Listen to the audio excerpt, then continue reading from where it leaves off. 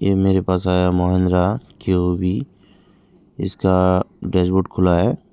इसका डैशबोर्ड के अंदर से आवाज़ आता है। कस्टमर का जो प्रॉब्लम है वो ये बोल के गया है।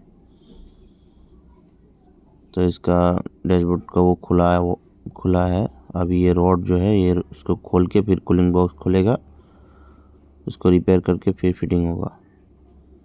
ये अभी कूलिंग बॉक्स खुला जा रहा है।